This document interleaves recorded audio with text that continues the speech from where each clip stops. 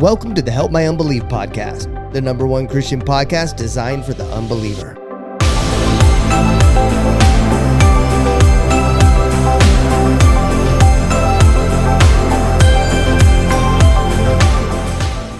What's up, guys? I held my breath.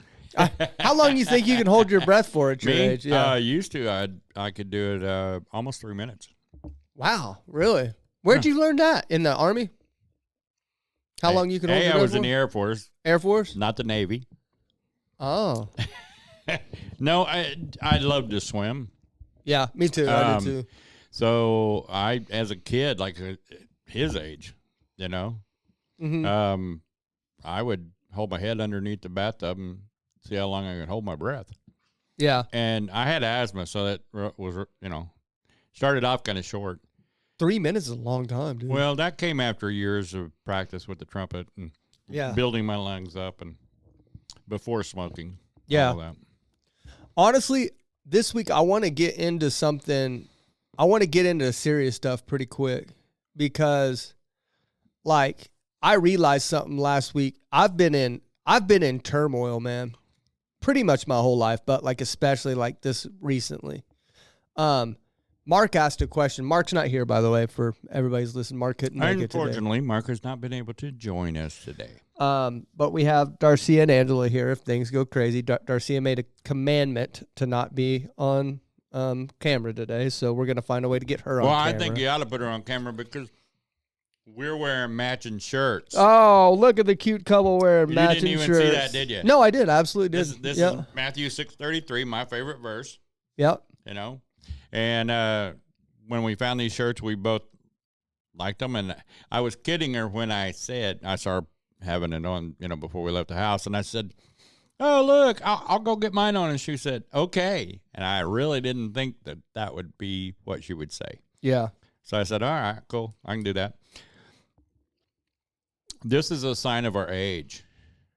I'm old enough to remember when the square dancers wore the same outfit, but I also am old enough to remember when old people would come to church and their clothes always matched, Yeah. And then... Well, how about everybody in the church's outfits that'd be weird. That'd be weird. But then later on, if a guy realized that his shirt was in the same color as the wife, lady, girlfriend, whatever he was going out with, he would go change his shirt so he didn't look like that. Yeah. And I've always been okay with that. My clothes should complement hers. You should put on yoga pants too. I'm not doing the yoga pants. I don't have the body. I don't have the body for it. No, you don't, dude. Nah, you don't want to see this. It just kind of falls off back there, doesn't it? Yes. It all goes downhill. It's all moved to the front. Yeah. Yes. Nothing wrong with that. To the front. But yeah, so Mark asked a question last night, and I've been thinking about it all week. And I'm grateful for the question because I believe that it's going to change my relationship with God for the better. And I believe that it happened for a reason because my relationship with God right now is not good. And it's impossible for it to get better at where I stand. Mark asked a question, but Mark doesn't know if he believes in hell, right? I absolutely believe in hell. I've read the Bible and I've seen it in too many places. The person that talked about hell the most is Jesus, Mm-hmm. And so I do biblically, and then, our pastoral staff and everybody else teaches us that way, and they put a lot more time than even I have into it. And so I've chosen to submit to our pastoral staff and to come into agreement with them, because why would you have a pastor if you don't do that, right? And I still stand by it, the fact that we're not your pastors. You need to get in your own church. That way you can have what we have right now. Right. And you can be led like we are being led. That way you have some sort of, our final authority is Christ, but you have some authority figures inside your church that you can look up to. But before you submit to them, you better check them and make sure they're I believe good. that you do definitely need to check them. They need to be God ordained. Yep. And I think they need to be Bible believing and put the word before anything else. Personally, I really can't say enough about the Assemblies of God. I'm not one that just starts tooting the horn of a denomination. I don't like that, but every denomination in America right now is shrinking except for the Assemblies of God. denomination. And I think we need to take a look at that and look at why that's happening. And I'm not making any statements or accusations or claims, but I think it's worth a look. And what I've experienced inside this Assemblies of God church has been phenomenal. And I wrote off churches altogether. But so with that being said, I do believe in hell, right? But Mark asked the question, he said, hey, so if hell didn't exist at all, what would you do? And immediately I said that I would satisfy the desires of my flesh. You did too, but I want to say something about that as well. If hell didn't exist right now, it almost sounded like when we were having that conversation that you would just fulfill your flesh and move on, right? I don't believe that's true. I believe you have love for the Lord to where even if hell didn't exist and you weren't worried about hell, you would continue to serve him. But you're talking to me now. Yeah, that's what I mean. Right now, though. Right now, you would. Yeah, but that's look, what we're talking about, though. I don't set my life to please me any longer. I used to. But the fear of hell, brought you to love God, though. No, it's the fear of God, and it's not in the manner of being afraid of God. It is in the manner that I choose to please Him in everything that I do. That's my driving force. It's not that I'm afraid of hell. Okay? Yeah. I mean, yes, I am, but that's far from my mind. When I was pleasing myself in my flesh, hell was far away from me. But if somebody brought it up, I went, where are you going if you die? Well, probably hell if I don't change my ways. You said that? I've said that several times. Yeah, probably have too, but it got me thinking, and I thought of some things, and this is going to be the hardest things that I've ever had to say on this show. This is, to me, the hardest things I've ever had to say by far. I don't want to say this. It's usually it's sometimes easy for me to be vulnerable. I feel like the people behind the camera disappear, but I'm looking at you saying this. I know Pastor Gary's listening to this. I know other people are listening to this, and I don't want to say it, but I've always been honest, and I'm going to be. But I started looking at my relationship with God, and I don't love God as much as you do. I don't love God as much as I love my wife. I don't love God as much as Pastor Gary does. And you can see it in your actions, in the way that you talk. The reason why I follow God, I'll tell you the reasons why I follow God. I've thought about this. I genuinely think that I'm an idiot, and I think that God is who He says He is, right? And He knows better than me. And so I follow Him and obey Him because of that. I have had a relationship with Him since I was a kid. So maybe there is some love there, and maybe I'm just kind of in a resentful state right now. And I'm thinking right now as well. And maybe I'm just in kind of a weird spot with God right now. And so I'm like, do I love Him? But when I look at how much I love my wife, right? The reason why I don't do anything to hurt her is because I love her so much and I don't want to see her in pain. It's not because some desires don't pop up and stuff like that, but I don't want to see my wife cry ever. I don't want to see that.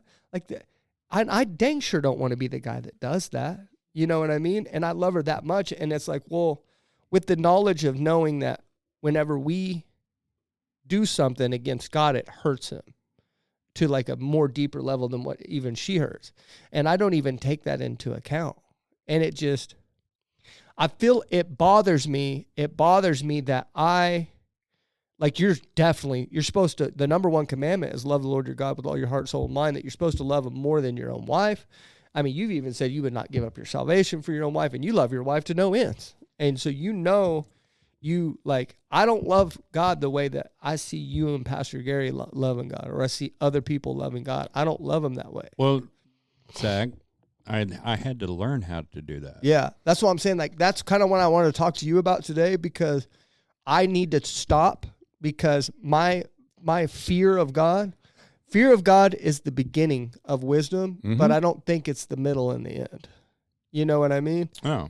I think I'm at a point right now where I've got to stop and I've got to focus on learning how to fall in love with God, because I can't stay here where I'm at. I can't, because this is starting to make me kind of depart from it. Not from Don't not No, like no. I understand what not you're like saying. deconstructing or anything like that. But what I'm thinking, you love Angela. Mm-hmm. Okay. Are you in love with Angela? I don't know that's like that rom-com stuff, and it makes me want to throw up.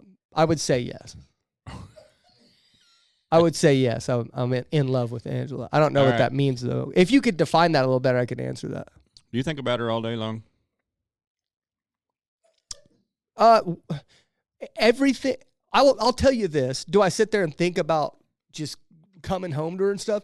Everything I do revolves around her. Every decision I make revolves around her. Like Darcy is not she's not on my mind all the time. But everything I do revolves around her. Typically, she is on my mind all day long. Mm-hmm. I want to think about her. Yeah. She's the most important person in my life. Well, now it's not like I sit there and think about her, but person. She's integrated into my life now. She's a part of me. But you this is where in love is the same to me. Okay, when you are in love, you still pursue. You do the things that you know that makes her happy. You don't take advantage of her. You don't take her for granted. Okay? All of those things are, when you're in love, you put her needs ahead of you. When you love, it's like a kid. It's like I love them, but I have put them in a different position. Okay? That I'm still elevating myself above them. When you are in love, you elevate them above you. I'm in love with God. I wasn't always this way. I always loved God because I was taught to love God. Okay? But he's that I'll use this. I've always loved my Aunt Mary. Always. Love you, Aunt Mary. I've always loved Aunt Mary. Okay? When she was more in my life as a youngster, then there was more there. Now, we spent 35 years away from each other because I cut that whole side of the family off. The only time I talked to him was at funerals, maybe. Okay? Through that, I still loved my Aunt Mary, but I wasn't in love with my Aunt Mary. You see what I'm saying? And when you first start to learn to love that favorite aunt kind of thing, or maybe Aunt Shirley on my other side was always, hey, Aunt Shirley, all of that they deserve, and they have that respect, and you love them, but you're not in love with them. Exactly. I'm sitting here thinking when you're and you put God that. in a love, but you need to. It came upon me. I didn't have to learn it. It wasn't something that when God came into my heart this last time, and I fully gave myself to him, there's your difference right there. When you fully give yourself to God, there's a thing that comes upon you that the only way I can really honestly explain is that love taught me, because I loved God with all my heart, body, and soul. Okay, that's what the Bible says, but that is a true thing when you do that at 100%. And when you do that, he lines up everything else. Yeah. So there's so much. I'm still in love with Darcia. I still put her needs above mine 90% of the time. She puts my needs above hers 90% of the time. We live in a world of servitude to each other. Yeah. When we put God in the middle of our marriage changed dramatically. When God's in the middle, then everything focuses on him. When he's the most important part of your marriage, there is a difference in your love. You learn to respect him more. You learn to want to please him more. That's what I was trying to say a while ago, is I want to please my wife. I don't want my wife to be ashamed of me. I want to please her. I want to please God. It's almost like right now for me, I'm almost like I almost feel like I'm treating God like I'm a teenager. Like if I were to consider it like a dad, like I remember God still answers. I'm still witnessing God answer prayers that he promised me when I was being a good boy. You know what I mean? I was doing everything I was supposed to. Well, not everything I was supposed to, but whenever I was a little less resentful and bitter and angry at him, you know, not really angry at him, but anyway, whenever I was learning to understand. Whenever I was being more obedient, right? I'm still witnessing that, but it's almost like I'm sitting here being a little a-hole and expecting him to do that stuff and not being grateful about it. Like, I'm just sitting here, like, I'm looking at myself and I'm like, what are you doing? Like, I'm seeing him do this, but like, why am I not just falling over in love with him for doing this? And I'm just almost like, I know God wants me to do stuff, and it's for my own good. And I'm just like, yeah, Dad. Yeah. And I'm just got this like willy-nilly nonchalant attitude about it. And I want to see that. I want to see that fervor in myself, like I see in Pastor Gary, that I see in you, that you guys are madly in love with God. I want to see that in me, but I want it to be real. I want it to be real. I don't want to have to fake it, like, because I don't want to do it if I have to fake it. I don't have to fake it. No, I know. That's what I'm saying. I don't want to have to, like, I feel like if I were to get there, I'd have to fake it right now. But that's the problem. I want to learn how to do that. The hardest thing is dying to yourself daily. Yeah, that's the thing. That's the thing that I know. Like, whenever I first came to church here, or it was like a couple months before I came to church here, and I fully submitted to God, I still haven't. You say fully submitted, but that's just words because you haven't. Exactly. That's what I'm saying. When you fully submit, God tells you something, you obey. That's it. There's no thought about it. Because like, I still, like, even though I did most of what he wanted me to do, like the big stuff he wanted me to get rid of, but I'm still not being obedient to everything. Just like I was talking to Darcia a couple of weeks ago. I don't know. Why is it so much harder to obey God when he gives you a directive? I don't know. If he takes the time out, I mean, seriously, look, there's 7 billion people on this planet. Not that God can't handle it, but if he took time out to give you a directive for your life, he gives me a bunch of directives. Why can you not take the time to direct it? Here's the problem. When there are people out here that are searching for God to give them the directive, and they are having to wait because it basically is your time kind of thing. I'm not saying they're waiting because you're there. What I'm saying is, at their level of growth and what they have in a mission from God, I just want to get there. Yeah. I want to get there on everything he does. I guess I didn't look at it like that. Come with it. And he's talking to you, and Bob's been waiting for 20 years to hear from God. Yeah, because he hasn't submitted himself. There's a whole lot of different things that makes it sound like I'm being higher and mightier than everybody, but I'm not. I don't get to hear a lot of directive straight from God, and when he does, I immediately want to obey. Yeah, and that's where I want to get. If I'm not sure, God has given my wife the ability to help give me directions and confirmation from the Lord. Yeah. And I know that if he's told her something and it's been in my spirit, that's from the Lord. Yeah. We confirm the word of the Lord to each other all the time. The weirdest thing in the world right now that I have to explain is me like having this little relationship with myself too, to where I'm fully aware how dumb it is. And I'm like sitting here and talking to myself going like, what are you doing? Like trying to snap myself out of this funk I'm in. I'm trying to snap myself out of it, but it's just not working. There's still something that needs to happen. And I don't know, it almost feels like God's allowing this little section to happen for me to learn something from it. Growth. You know what I mean? Growth. You have to learn to trust God, but you have to learn this is going to sound stupid. You have to learn to trust yourself, trusting God. Yeah, that you'll do it no matter what. Yeah, and it's like... You remember that guy that preaches in Kyle, Texas that comes down? Yeah, Trevor? Yeah. And I love Trevor. It was cool when he was talking. He had told this story when he was here about how he went into McDonald's and God told him to go up and pray for this guy there or something. And then and something ended up, like he refused to. But then he didn't do it. And then he decided to went back. And then the guy told him, that something happened to where it was like, whoa, like, can't believe God moved like that. I don't remember exactly what it was, and I don't want to make anything up. Well, but there are so many times that God has, I mean, I'm not saying that I don't question it, because I do question. Am I hearing me or am I hearing God? right? Yeah. Am I being misled or am I being straight up? So there are a lot of different times that it comes along. Hey, Mark made it. Look who's here. Because we need your wisdom right now, brother. Yeah. This is a good conversation. I'm going to catch Mark up real quick. Yeah, real quick. go.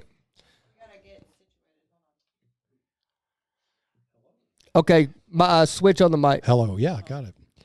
Last week you said something that made me think hard. This last week I've been in very deep thought, and I'm at a pivotal moment in my walk with God, big time. You asked the question of whether I would follow God if hell didn't exist. If hell didn't exist. And I don't know if I said no immediately, but I immediately, in my heart, I was like, no, I would bounce. I'd get out, I'd be out of here, like Right. if hell didn't exist. And so my only motivation to follow God is hell. And that is not good. That is not good. Doesn't mean I don't believe in hell, but something's got to change right now because I'm not having a healthy relationship with God. And I started thinking, I don't love God as much as I love my wife. I don't love God as much as Larry loves God or you love God or Pastor Gary. I sit here and witness it, and like I don't have that relationship with him. And so something's got to change now or this isn't going to work. And loving God is the most important commandment, and it's not just something love isn't something you say. Mm-mm. Words, a deaf person can show more love to a person than a person can say it if it's not real. And I want it to be real. I want my love for God to be real. And it's just really made me sit down and think. And I had to be honest with myself and had to be truthful with myself. And he was saying that I've got to obey. I've got to be obedient. I've got to be fully submissive to God. And I understand that. But do you want to know why I'm hesitating? Is because I know what God is calling us into. And I know whenever I step into that and I say yes, it's going to be the hardest thing that's ever gone through. There's a lot of things. You guys don't know me entirely.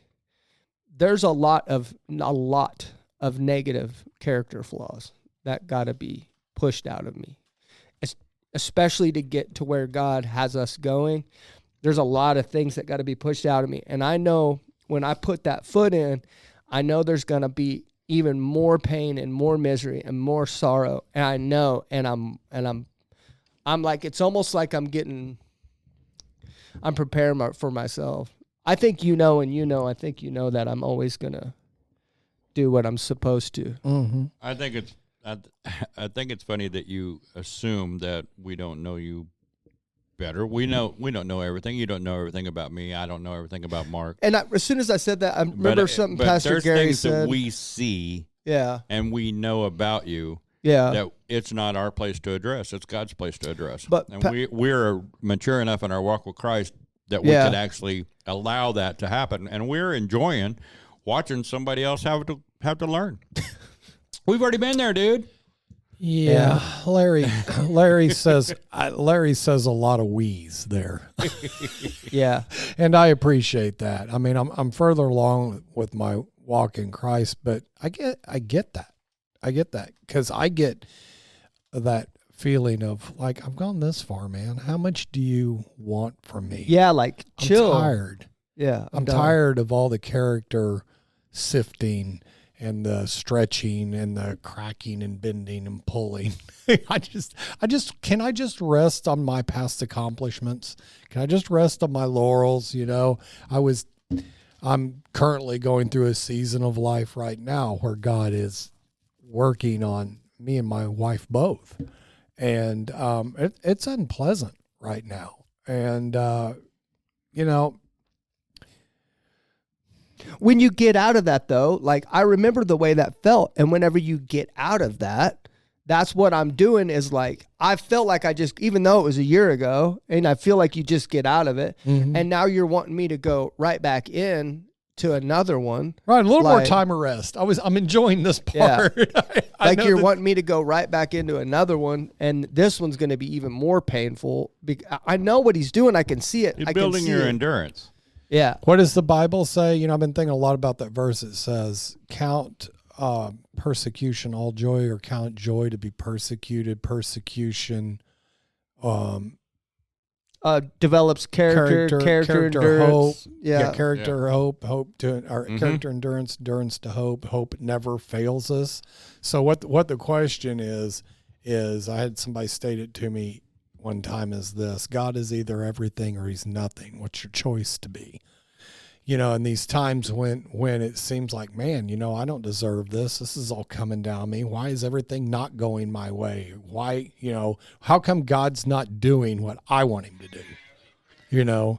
And it's those moments in time where I'm really left with that one choice. God is either everything or he's nothing. What am I going to decide? Because I'm an extremist, man. I can't ride that middle of the fence. I'm hot or cold. Yeah, that's how I am. I'm black or white, like in or out, like that's, and it's just, I'm in a weird spot, man. And I've been thinking about that. I talked to Zach Lindsay about it yesterday. Zach texted me today, listened to last week, and he's like, I'm sure a lot of people are like, is Zach okay? No, I'm not deconstructing. No. Well, no, it's interesting because like Larry said, I do agree with him in the fact that when he says sitting here watching you, you're not going through anything unique. It feels unique. Right. No. But for your age and where you're at, man, I remember going through those exact same things. And there are times today I still get impetuous and I tell God, doggone it. I kind of talk to him like Job, what's going on here, man? Well, I'm doing what you want me to do. Why won't you turn your face towards me? And then you get through those seasons and you can always look back and see what he's doing, but never during them. Never. Yeah. But where are you looking for your encouragement? Right. God encourages us, but we have to be able to recognize it. We have to chase it. No, not only do you have to recognize it, but you have to accept it. Yeah, but okay, like listen to me. I have had so much confirmation this last week that God is watching me, that I am walking in the way that he has guided me to walk, that I have enjoyed having a confirmation. Zach coming over to the church. We had almost a full he brought row. his whole business. Wow. And That's cool. he brought his mom and he brought his cousin and so many different people, and they came here and filled up the church. So awesome. I mean, it was like awesome that we had talked with the guy. He came to the church. He was enthusiastic. We went to lunch with him. I had a guy. It was good getting to know him. I had a guy come up in tears when we were at the altar at the end of the service, bawling, and he said, Zach, you don't have any idea what you're doing with this show. He's like, my mother hasn't been in church in some crazy number, 40 years. 35. And she was in church on Sunday. And he said, it's because of what you're doing. This movement you're doing is crazy. Don't ever stop. Yeah. And I came in right as he was talking to you, and then he went around the crowd and came out. And I saw him tearing, so I was going to pray with him, because we had just got here from El Reno. Yeah. And so I was kind of talked to him for a second, and he started to cry, and now, so I'm talking to him, he says, everything Zach's doing in this podcast, blah, blah, blah, blah, blah, blah, and he was just overwhelmed. He told me about, I think it was his aunt. Was it his aunt or his mom? It's his mother, yeah. Okay, so Very humbling. So he's Zach's brother? And I needed to hear that, but that's what I'm saying. Like, I'm in such a weird spot right now that almost encouraged me. Not at all. I couldn't accept that encouragement because I know what I got to do. Listen, here's the problem is I have foresight into this. I've been given dreams and visions of what a small idea of what the future of my calling and the calling of this ministry is. And I think even if I wasn't given dreams and visions, we can all see the uniqueness of this thing. Very much so.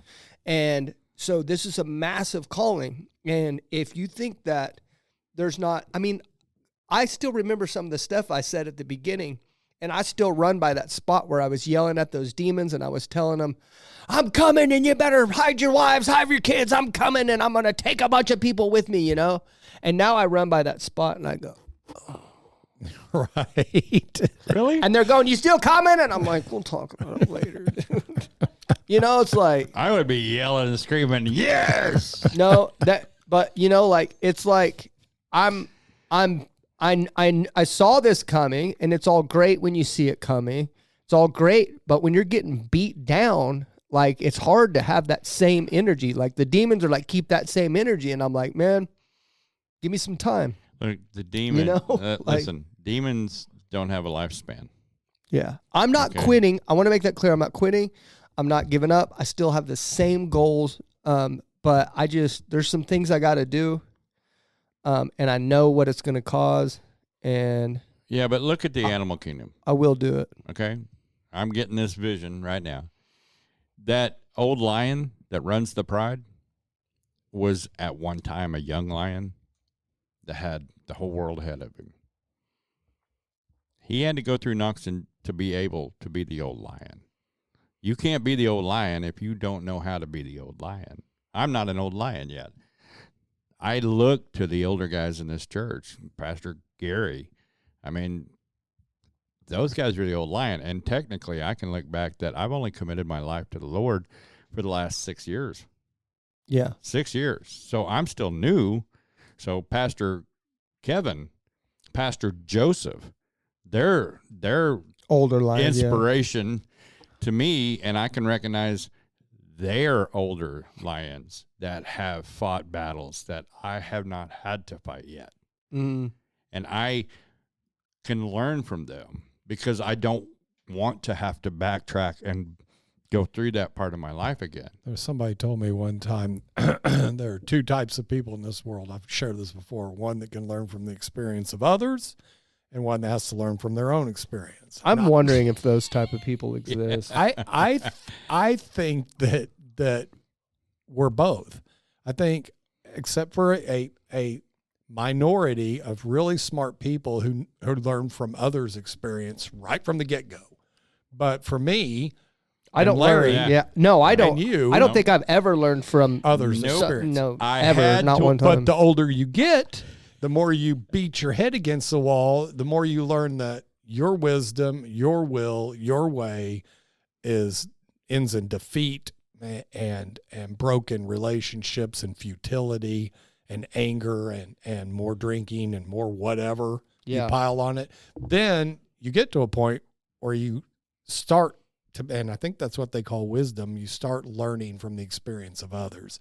And you open your circle and you widen out and you listen to what they have to say and you think, well, maybe I should try that. Yep. I mean, it took me I've changed out many, many, many ceiling fans. Mm-hmm. Okay. It took me a long time to figure out that it's a smarter thing to flip the breaker than flip the light switch. Right. Okay. Because there's been enough times when the light switch got flipped while I'm holding the wires. You got to learn it. That's right. Sometimes the hard way. I think it's interesting that you said you thought long about that too. Well, it's an important question, and I don't even think that the whether hell exists or not is something that is the important question. And what made me think about that. Honestly, should it really play into our relationship with God at all? Well, that's what I said. I said, like, the fear of God is the beginning of knowledge, right? But it's not the middle and the end. No, the fear of God, it doesn't mean being afraid of God. It means his authority, getting right-sized. Respect for God. I don't know why they put that word fear in there. It's all the way through there, because I'm glad that's you an asked older it. term. When we learn that, what we don't pay attention to is how the vernacular of this century has changed so much from the vernacular of the past. Yeah. Absolutely. I think I'm glad you asked that because I said that before you got here. I said this is going to be the hardest thing I ever said, and which it was. But then Larry's always super understanding now, which is really cool. Mm-hmm. I don't know where that came from. It's been like 30 episodes now, so I know it's here to stay. So that's good. But you're really easy to talk to, and I appreciate it. But I wasn't scared because I knew what you're going to say. But like it's just like there's an element of me, you asking that question, there's an element of me that's trying to be like you, Larry, and Pastor Gary. There's an element of me that's subconsciously being fake. Right. Because I don't love God the way I should, the way that you guys do. And I have to, and I'm telling everybody that's listening to this too, if you want to move forward and if you want to get better And if you want something to change, you have to be honest and you have to be real and you have to recognize that. And that's what I'm doing right now is I'm recognizing that there's an issue. And in order for me to get to where I know I need to be, I have to come out and say that. And I've always been honest to you guys. Now, always, it's usually a lot more easy to say this. This isn't easy for me. It's hard for me to say that out loud. Like I can sit in my little corner and change it if I wanted to, but I've always taken everybody that's here along with me in this journey, and that's where I'm at. And I'm just being honest that I'm not following the number one most important commandment, and it's not real. And I want to be authentic. I want to be real. I want everything I do to be genuine. I'm tired of living a lie, and that's the way I want to be. And here we are. That's where we're at. When you make that commitment to make that one the very first commandment in your life and the most important commandment, the commandment from number 2, love your neighbor, that one becomes dramatically easier. Probably all of them become easier. So, I but appreciate anyway, you sharing that. Yeah, thanks, man. I'm Because glad you're here. that's the hardest thing to do is confession. You know, we all want to project this. I got it all together. Everything's perfectly fine, especially as Christians, because we think that we've got to project something to others that ends up being, I think that's where all the church hurt came from, is people's good intentions. They want to project this right way. And yes, I'm strong in the Lord. And, you know, you're not. And let me instruct you and lead you into the way you should go while they're dying inside. I know that's where a lot of the church hurt does come from, is because there are a lot of people that's being fake. And then people come in and then eventually pick up on that crap. And it drives them out. Yeah. And then, of course, right? It's very That's hard. why- It's very hard for us. And that's one of the commands of the Bible. It says admitting your sins to one another. You know, it says that as a community that we're supposed to do that. So what you're modeling is beautiful. Yeah, it's hard, and I understand that, but we should do that. You got to admit if you want to move forward, and I know that's going to change my life, that thought process. So I appreciate you saying that, because even though maybe I don't agree with the concept of the question, but I agree with what it has produced in your life, and I don't think anybody should have a relationship with God only because they fear hell. Right. I don't think that's healthy for anyone, and it's dang sure not healthy for me. So, Well, lean not unto your own understanding right. does not necessarily mean that you can't ask for help with your thought process from your brothers. That's where the confession comes in, when it being good for growth. Yeah. Okay, let's get to our guest. We're at 40. Her name's Nikki. Nikki's from Down Under, Australia. I'm going to show her my Australian accent. Mark, were you holding your eyes over there from my Australian accent? No, mate. I sound Good day, mate. Crocs. Anyway, Nikki's from Australia. We had to shoot a little bit later today because she's like, listen, it's 7 a.m. here and I need my beauty sleep and I can't get up. So we had to do a little bit later, and we're happy to, because Nikki is a former New Age practitioner who's very recently converted to Christianity and wants to share her testimony, had dealt with the dark side of things. And so we're excited to talk to her. So let's go ahead and get to her, Nikki. How are you doing, Nikki? I'm good. I don't know what happened just then.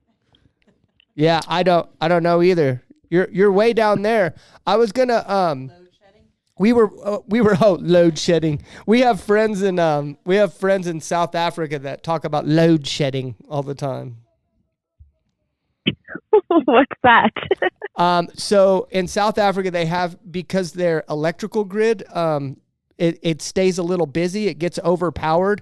And so they have to, when it gets overpowered, everybody has to shut off their electricity across the board for 8 hours a day or something like that. It's crazy. Oh, wow. Yeah, it's called load shedding. So. Okay. Everybody in the room, I want you to recognize everybody. I'm Nikki. I'm talking to everybody in the room. I want you to recognize that there's a little bit of delay in the conversation because probably the distance that we are. So if you ask a question, Okay. if you ask a question or anything like that, just try to give her time to respond and realize that it's probably just a delay happening in the audio. Okay.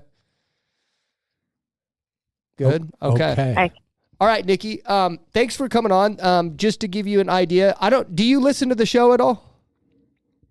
I think I've almost listened to all your episodes now. Woo! Wow. All right. So, cool. okay, well, I'll explain the show just for any new listeners that might be listening. We are the Help My Unbelief podcast.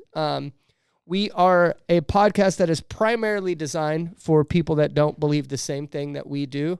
Occasionally, we do have on a Christian that formerly was in something that we didn't believe in, and they get to share their testimony, and that's what Nikki's here for today. And we're excited to talk to her, but we're going to go around the room and introduce everybody in the room today, just in case you don't know them. I got my executive producer, Mark, in the studio today. Hi, Nikki.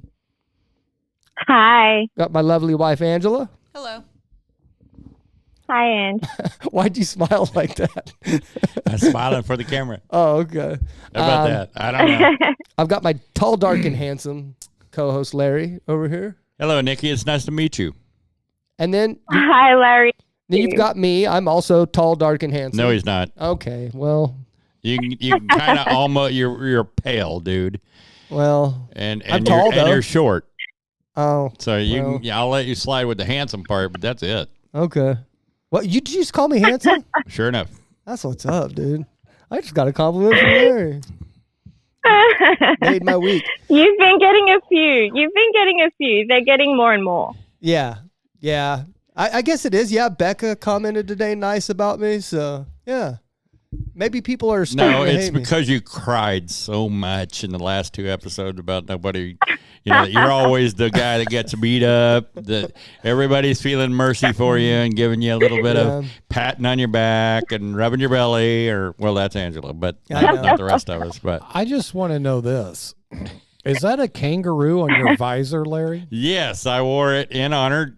Zach actually let me know that this young lady, Nikki, he didn't. Let me rephrase that because we never know who we're talking to until we get here. So I did not know male or female.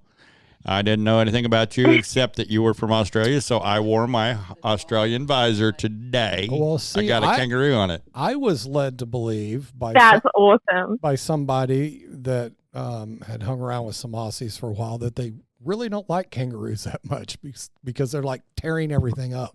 Well, Is that yeah, true, it's, Nikki? well, it's probably kind of like armadillos here. Yeah, I got. They're quite vicious. They're not cute and bouncy like everyone thinks they are. They're very vicious, and they can grow about over 6 feet tall, and they will attack you. I No wouldn't want questions to. I asked. wouldn't even want to. They're like us coming across a mountain lion. I got a Ain't gonna happen. I got a funny story about. Yeah. I got a funny story about that. Like I know a guy that used to work as a sound engineer, lead engineer for Pink Floyd for years, and they went on tour, worldwide tour, and they were in Australia with, you know, Pink Floyd's huge get up, bunch of semis, and he said they had these big huge grates on the front of them. And he was snoozing in the cab with one of the drivers, and suddenly at 90 miles an hour or whatever, this guy just goes way off the highway over on the side, boom, wham, hits a kangaroo who goes flying off to the side and goes back onto the highway. And he's like, what just happened? He's like, they're rats. Oh, dude, I watched a video recently and I cried. I laughed so hard because it was a video of a guy driving down the road and a kangaroo bounced across the road and he was like, stupid dingo. And he started screaming, right? And then the dingo the kangaroo stopped. And then it turned back around and looked at him, and the guy's still driving, and he starts to swerve away from him, but the kangaroo jumps on the guy's hood, completely smashes it, smashes the windshield, and this guy is screaming. You can tell he's so mad at the kangaroo. Well, it sounds like the kangaroo was mad because he called it a dingo. Yeah. Like we apologize. We apologize, Nikki. We're Americans, which means that all we know about Australia is The dingo ate your whatever. baby. I'm sorry. No, you know what? I'm married to a Texan, and he was exactly the same way. All right. All we know about Australia is the fact that Quigley Down Under, okay, and what was the other one? The other one with the Australian that came to America. Oh, the guy's like, let me show you my knife. Yes, this that is guy. a real knife. Yeah. Oh, Crocodile Dundee. Crocodile Dundee. That shows our ignorance there Dude, for you. okay, just from this conversation right here, because we're trying to like overcompensate because we have an Australian here, I can see why the rest of the world hates us. Yes, pretty much. Yeah. Yeah. Oh, stop being so millennial. Give her your Australian accent. You're waiting to do it. No, I'm not doing it. Now. Come on, you just Yeah, like come on. you I want just to hear it. you just like took the moral high ground. Yeah. Crocs. That's all I know. Hold no, on. he doesn't. No, he doesn't. Crocs. It's hilarious. We got a You know, ripper. I'll be honest with you. We had a friend of ours, Darcia and I, when we were back in the day. Yeah. We had a friend of ours from Australia that was, I'll be honest with you, one of the bartenders that we visited with. And Yeah. so we called her Aussie. That's what she told us to call her. So, but we played with the accents. You know, like my wife and I, we have had our Australian night, and we would go out and play, doing the Australian accent all night long, especially if we weren't in our home establishment. Oh, I bet it was just horrible. Oh, that's It great. was. But all the vodka helped, didn't it? Well, help her. Right. But Aussie always would critique it. That's funny. Nikki, I'm so No, sorry. You we're- just have to shorten. You just have to shorten all the words. We don't like to say full words. We like to shorten them all. Frozen on camera one. No, not anymore. Okay, good. Are we good? This one running, so that's fine, right? That if you left that one running, it's fine. We won't have a break there. I just kept talking. She don't have a clue what's Larry's going so good at just talking. Larry, I wouldn't be surprised if Larry is the main speaker at his own funeral. on. Yeah, I will be the main speaker of my own funeral. We're at an hour and 45 on this. Oh, it's good to have him. Yeah, Hey, I love him. I wouldn't have it any other way. I've already got it videotaped and ready to go. What? I'm going to do my own Oh. funeral. God, I'll be rolling my eyes the whole time, dude. I'm actually, I actually told a mistruth there. Okay, so are we recording there? Yes. Okay. So how much are we gonna have to record? All right, we're back. Oh no, we've got the first part saved. It's fine. Okay. No. Okay, we're back. Nikki, in the history of the show, that has never happened. So the devil must not want you to be on here.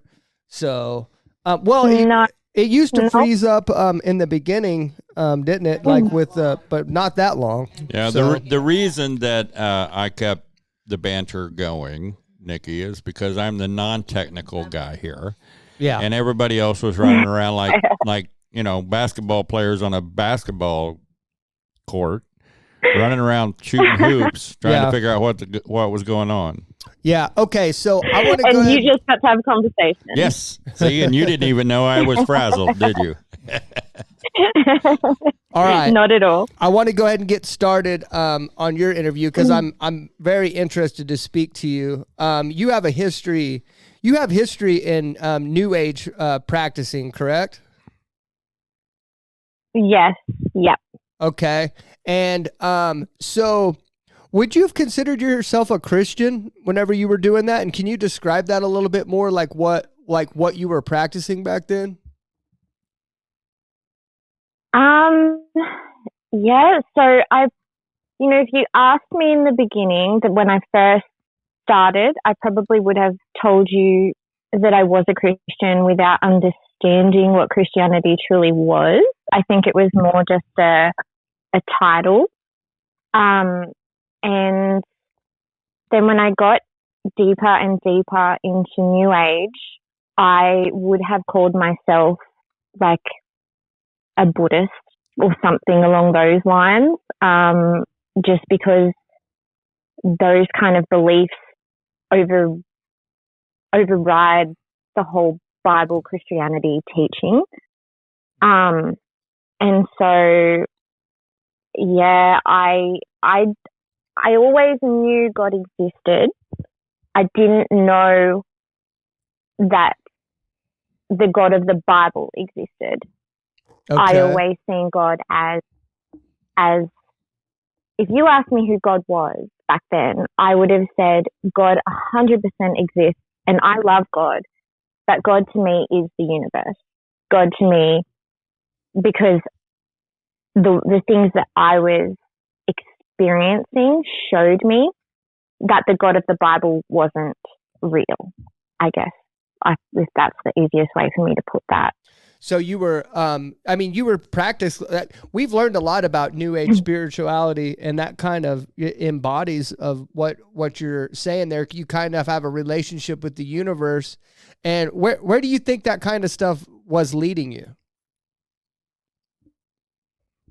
So in the beginning, it was more, I think, when I was younger, so I would say when I was about around the ages of 7, 8, my cousin, she was a little bit older than me, and she was very into New Age practices, and she would go to mediums all the time, and they would end up telling her, without me being there, that your younger cousin, they would tell her information about me and say that I was gifted and say that, I should be doing what they're doing. And then she would come to me and tell me those things, and I didn't quite understand them, but I think I was being groomed at a very young age to just instantly start to believe that. And it wasn't long after that I then started seeing spirits, and I guess I believed then in reincarnation. That kind of led me down that path. So I think I didn't really have an understanding. It's like you're constantly searching and searching and searching, and you're kind of coming up with different answers all the time, and they're contradicting each other, but you still believe them. Like, that's how deceptive it is, and that's how crazy minded it is. And it's funny looking back on me now, I think how did I even get so deep? How did those things be told to me, and how did I see those things and believe that they were truth? Because it's just so far-fetched and it's so bizarre, but for some reason it made sense under that deception. Yeah. If that makes sense. So you had a spiritual gift, and people picked up on that pretty quickly, that you had that gift, but instead of, because I'm sure you still have that gift, but instead of turning it towards using that gift towards God, is using it towards the world, essentially. Describe to me, just very, very much. I'm interested in stories like this. I don't know why. You can call me a spiritual junkie if you want, but tell me a story when you were younger of the scariest or the most intense experience you had with a spirit whenever you hadn't quite honed your skill yet.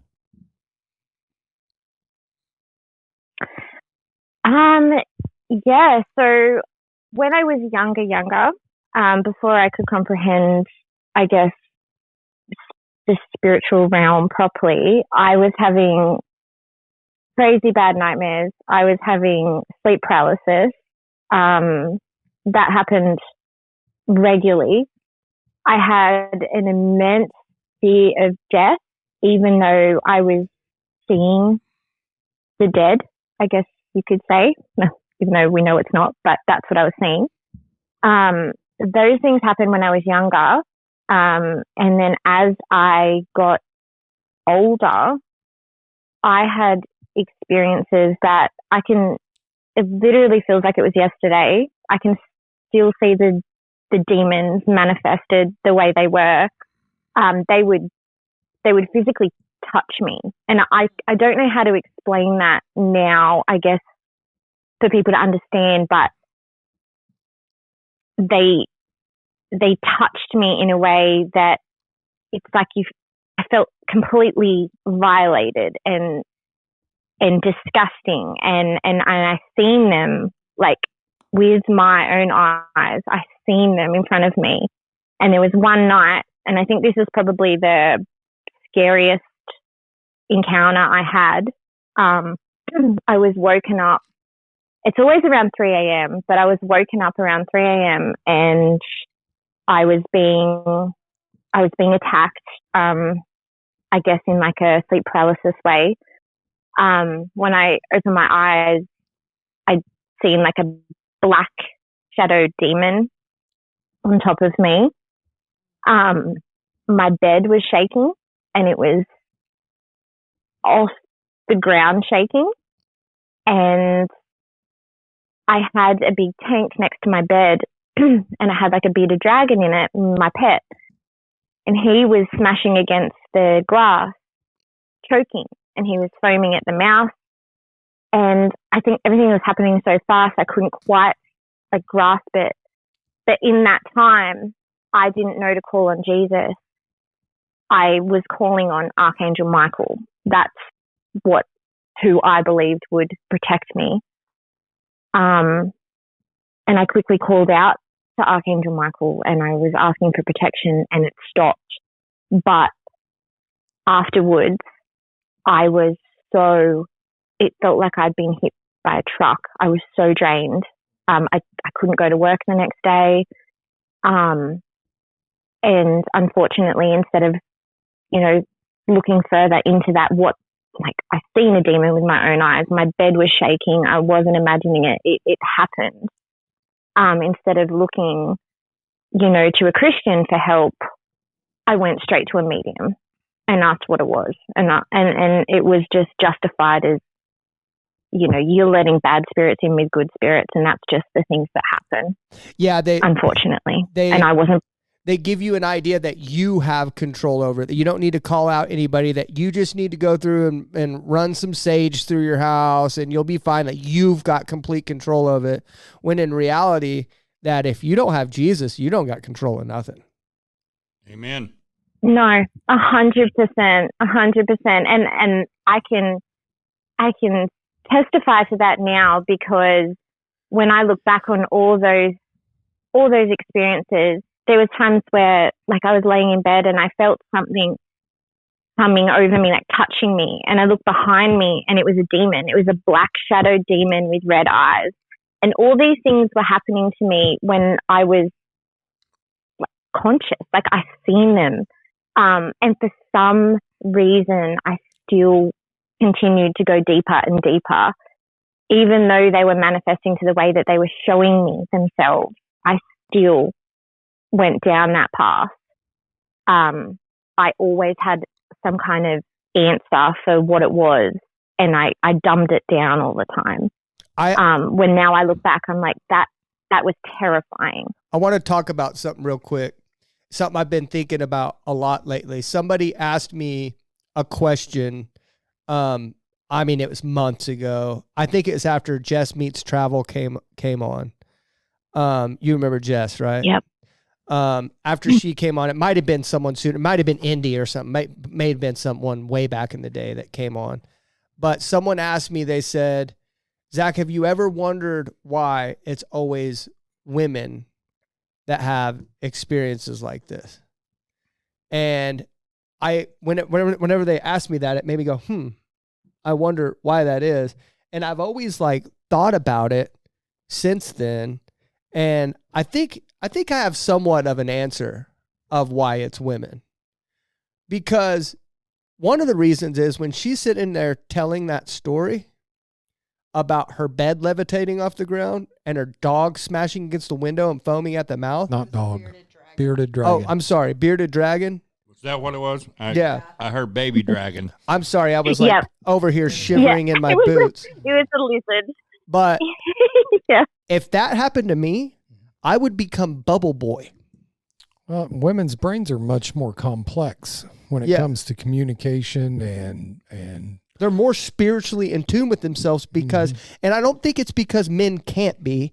I think it's because we don't allow ourselves to be that. We have to be strong and stuff. But I mean, if you talk to me all the time, I genuinely think that more men have more spiritual experiences and they're afraid to talk about it, because I understand, like, I talk about my demonic experiences, my visions, Right. and my conversations with God. That's not easy for me to talk about. Like, you remember in the beginning when I used to tell you guys, you'd be like, I know you guys are going to think I'm weird. And Larry'd be like, bro, what are you talking about? Like, I'm so spiritual. And it took a while for me to get to where I could trust you guys. But that was, even though I'm in a Pentecostal church right now, and I know it's okay for me to talk about, I still hesitated to talk about it because I don't want people to perceive me as weird. Women, they don't really care. That they'll tell you their experiences, I think so. Whoever asked me that question 6 months ago, there's your answer. I finally got it to you. Yeah, I did want to say this. How come it's always women? It was women from the beginning. In the beginning, there was Adam and Eve. Who did Satan first manifest himself to? Yeah. Eve.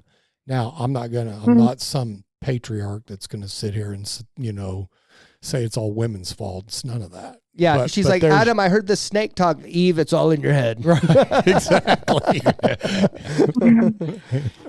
Yeah. I don't know. That's a really terrifying experience that happened to you. And first of all, I want to say I'm sorry that happened to you, but I'm also, a part of me, and I'm sure you think this way too, like, I'm glad you're getting a hold of your spiritual gift. And I'm glad that you went through that stuff and you found the truth, because spirituality's cool. Like whenever I had Jess Meets Travel came on, dude, what she's doing with her prayer life is so cool, Matt. Like, after she came on the show, and I don't really talk to her that more. We interact with each other on social media and stuff. But like, what she's doing is she's posting the videos and she's praying and she's stepping into her calling. She gives me goosebumps. It's pretty clear that that's her calling, that intercessory prayer calling. And now we have Nikki on here, and she has a calling too of spirituality, most likely intercessory prayer as well, if we're being honest. And it's just really cool seeing God pour out his spirit on all people in these last days, and getting to see, I love watching people work. I love whenever God gives someone a gift and then they use it. That's so cool to me. It's almost like a superpower. Right. You know what I mean? I kind of see it that way as well. When somebody's operating in their spiritual gift from the Lord, it is like a superpower. It's so cool. It really is. It's so fun to watch. You hang out with Brother Bob, you see the Holy Spirit all over him all the time. Yep. You hang out with Larry, same thing. You get to learn who has those. Why is it women? I don't know. I've heard one thing is God comes to the women. Men have to go to God. You always see the man on the mission up to the mountaintop to encounter God, but every time there was a mention of a interaction between a woman and God, it was always God it came to them. I don't know what the significance of that is, other than men won't believe what we see. Yeah. And women will. Well, that's the thing. Do you remember me? Like, I say it out loud now. Do you remember that one night whenever this guy that was, he kept calling himself Bishop? Oh, yeah. You remember that? Yeah, I remember that. And he called himself a Christian, but really what he was a snake in the grass, and he was disguised as a Christian, and he was a voodoo priest. Mm-hmm. And he astral projected in my house, and God showed me a glimpse of that in a vision. And you think I wanted to call Larry up and be like, hey, Larry, a voodoo priest disguised as a Christian astral projected over my house last night. You think I want to tell somebody that? I'm not stupid, dude. You think I want to no, like that. I mean, but I am grateful that you knew that you could. Yeah. That you could bring that to me, and that I wouldn't have a. But we still have to preface this, be like, Larry, I know this sounds crazy, and I know this is going to sound super weird. Every conversation I have with you starts with that. Yeah. Nikki, how old are you, hon? I'm 35. 35. Oh. All right. So you're pretty close there to Zach as well. Yeah, I'm 35 as well. So when you came, no, you're close. I didn't say exactly. At what point you made a mention that you you called out to the to Michael instead of to Jesus, and I'm going to ask: were you raised Catholic by chance? No, I wasn't. No. I wasn't raised in any religion, to be honest. I think that was my biggest downfall as to why I fell into spirituality so easily, is because that's the only thing I really heard as at a young age. So why would you think to call out to Michael? In New Age, actually, one of my biggest New Age teachers, who's now a Christian, Doreen Virtue, I'm not sure if you've heard about her, but she did angel readings, and she would always say that Archangel Michael is the protector, who is the one that you call to for protection. And I think that was just ingrained in me that angels were surrounding us all the time, and they were there for our calling. Obviously, I know different now, but I think the things that were being shown to me as well, some of them, like I do talk about the demonic a lot. Those experiences were so profound and so real and so intense. But I did also have a lot of experience that I would say were angelic. And that's where, that Bible verse that says Satan masquerades as an angel of light is the truest statement, because a lot of the things that I got to experience, I couldn't explain. And it made, like, in those moments, it was like miracles, and it was beautiful. And it gave you joy in that moment, but it was always followed up later on with a demonic experience. So I think it was those good experiences that made me believe what I was being taught, especially that Archangel Michael, was true. Well, I've understand that, because I've said that over and over, that ugly can't tempt you. We I don't know how it is down there, but here in America, we tend to paint Satan with red horns and a red, big, mean, ugly guy that's scary, and demons are always scary. But in all honesty, they were angels, and as the description says about Satan and or Lucifer, same person, no matter what y'all people think, same personage in spirit. Lucifer was the angel of light, most beautiful angel. That's why there was pride found in him. And that in itself, why would he tempt us with the ugly part? Just like if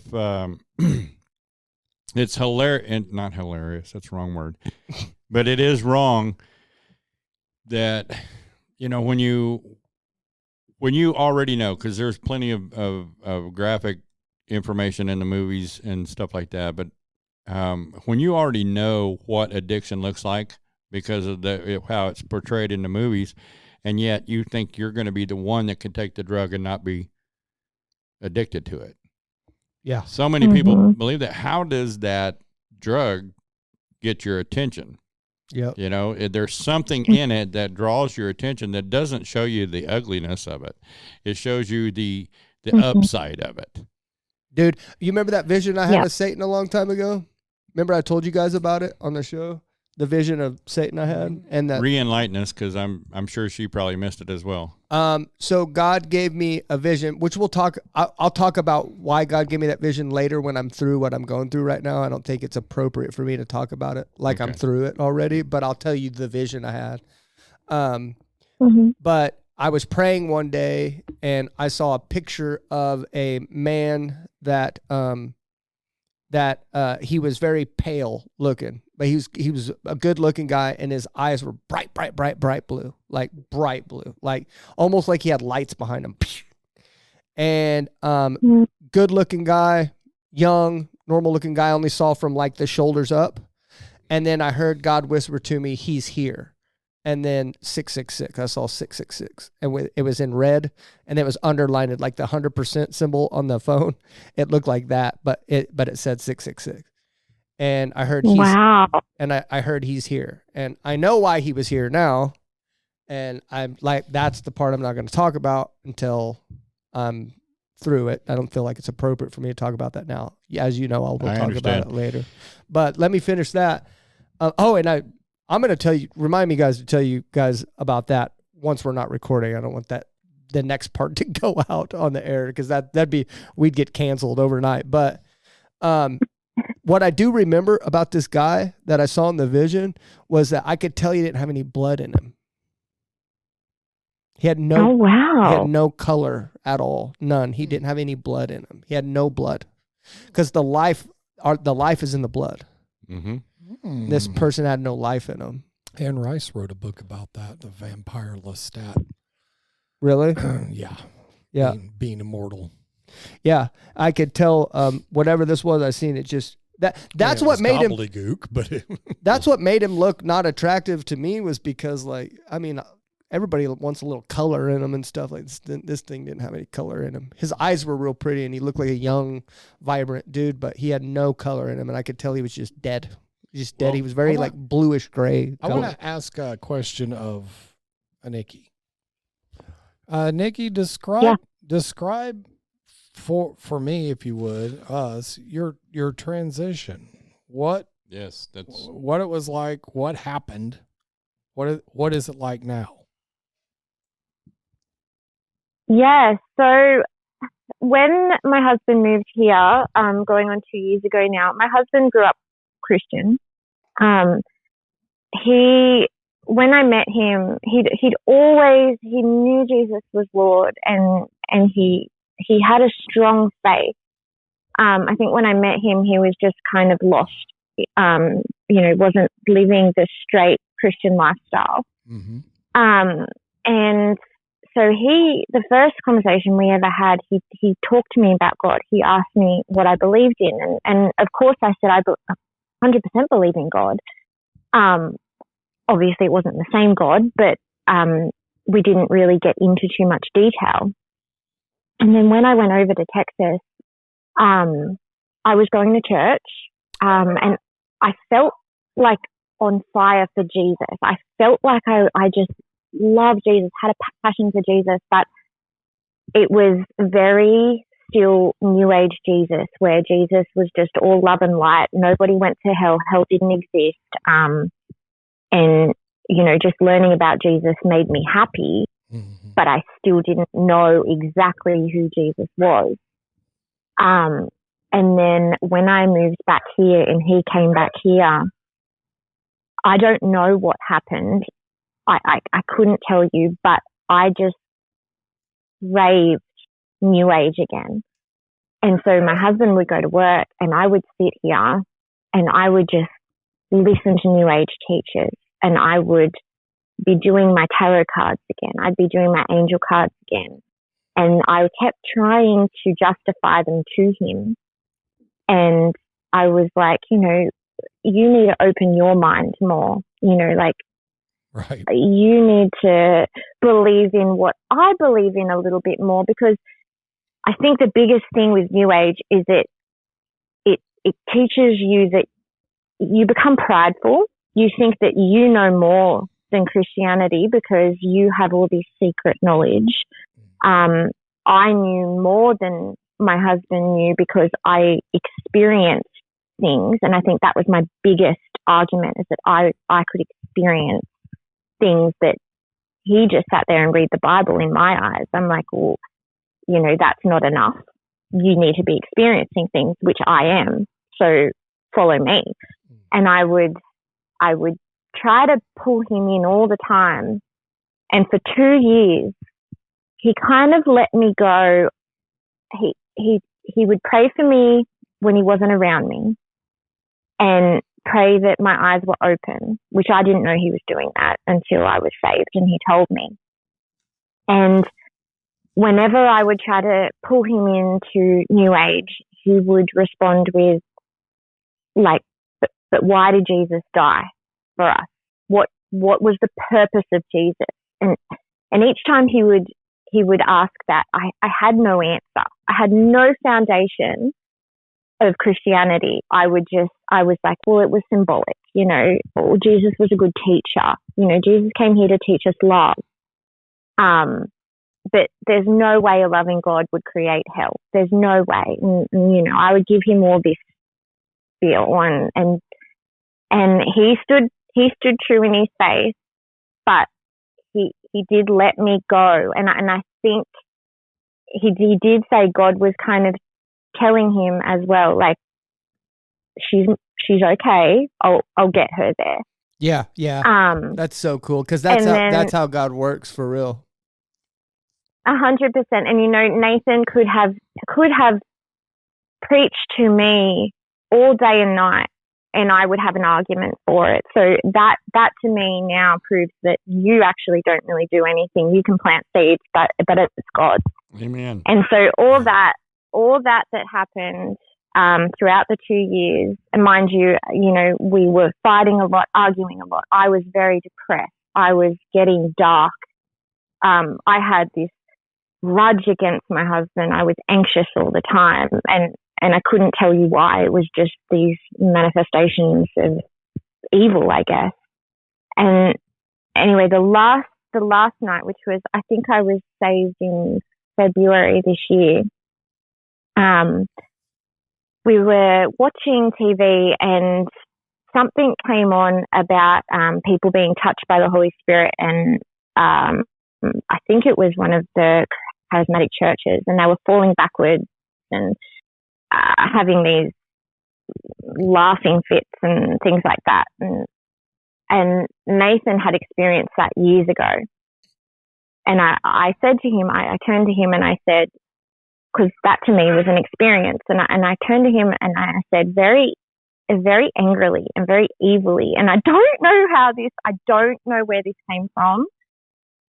I would just say it was Jesus calling the darkness out of me in that moment. But I turned to him and I said, so your experience is real, but mine's not.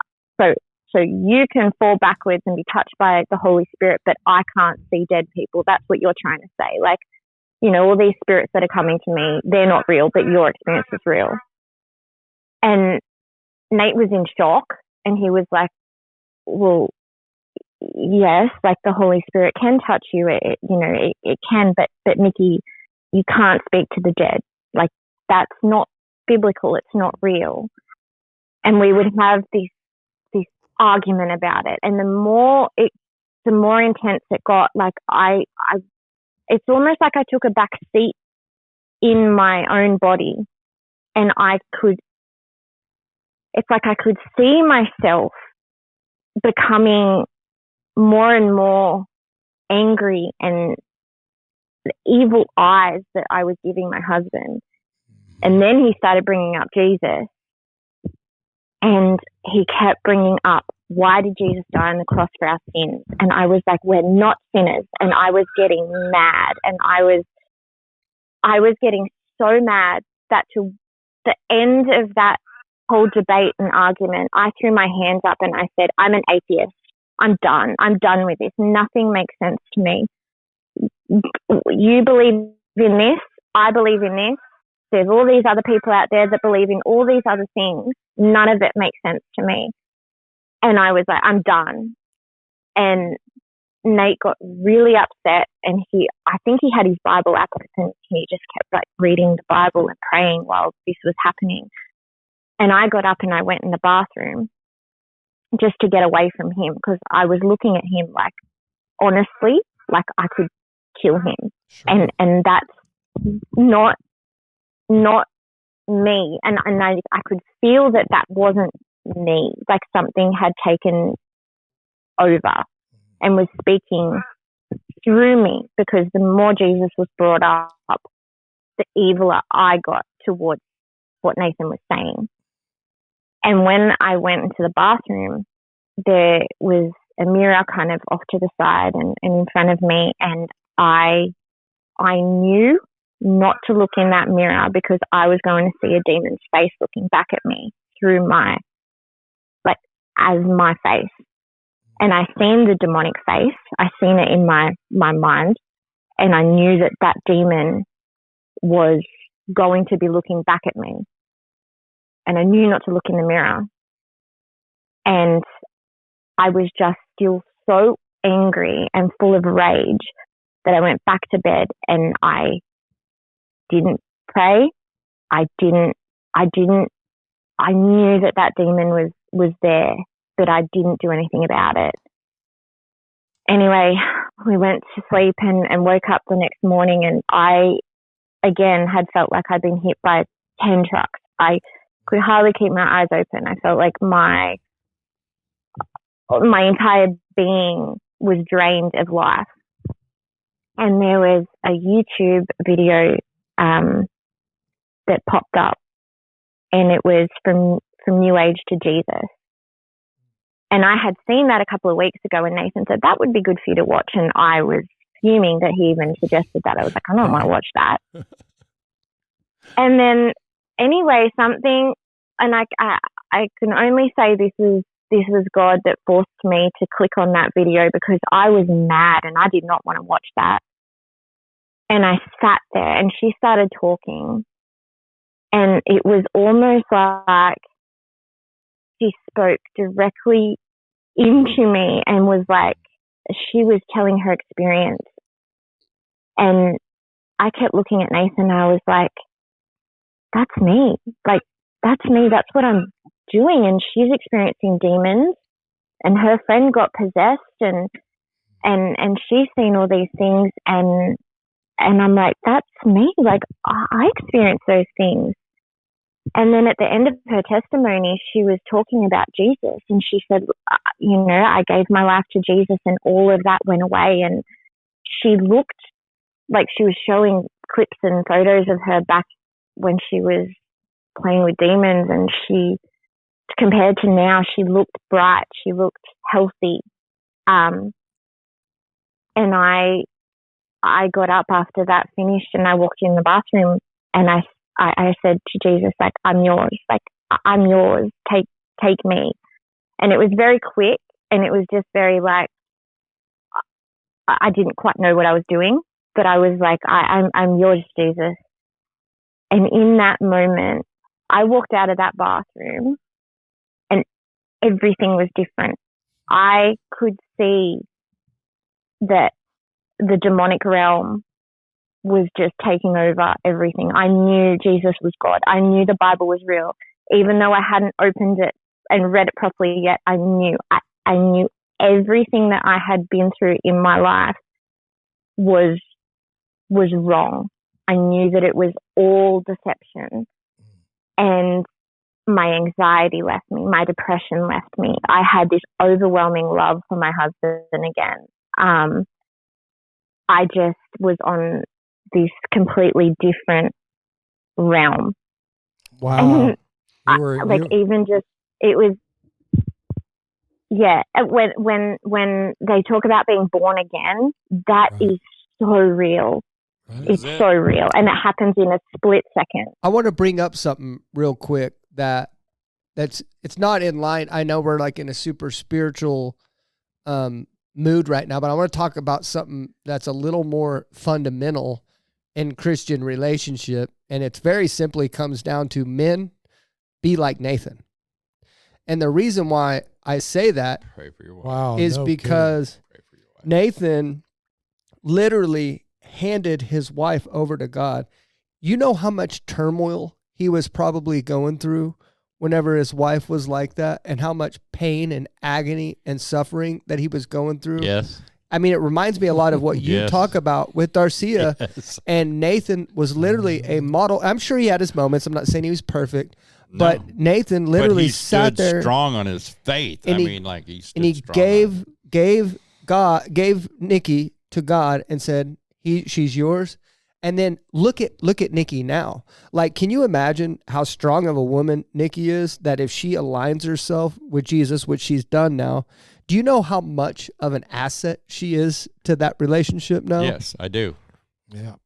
I mean, Yes, I do. It's probably just insane, and how much it's helped his life. Like, because he stepped out in faith and went through that uncomfortable time, now he has Nikki in her true self, in her calling, and she's taken that family to the next level now.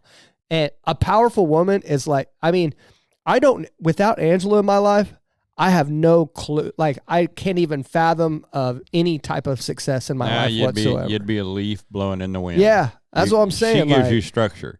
Yeah. I would love to interview Nate because the similarities. I would love to hear what gave him the strength to do. And have you ever talked to him about it, if Nikki? He did like what I did. Have you asked him like how he felt in that time and like what he went through while you were going through all that? Yeah, we have spoke about it.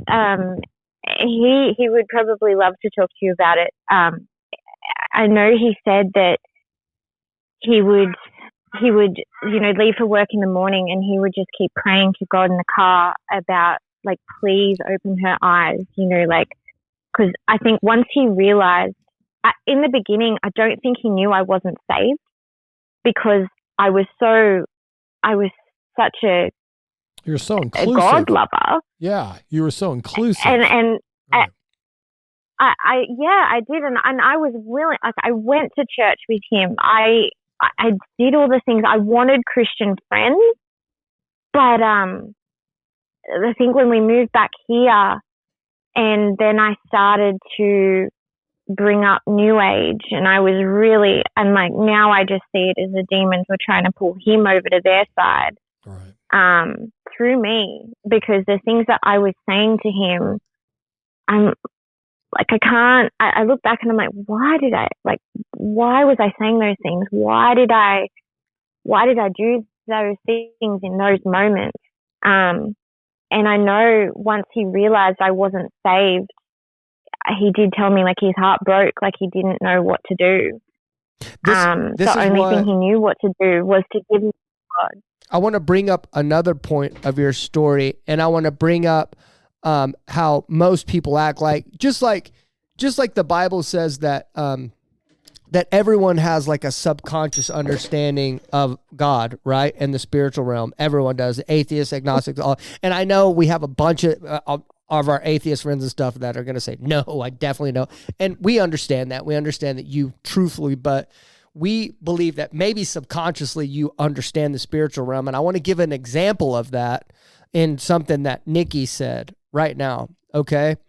Even though Nikki was just kind of in the spiritual world dancing around, she brought up a story where right at the end where she came to the end of herself and she was like, you know what? I'm an atheist then. I'm going to be an atheist. I'm done. She knew that at that moment, she knew that what she had been following wasn't the truth anymore.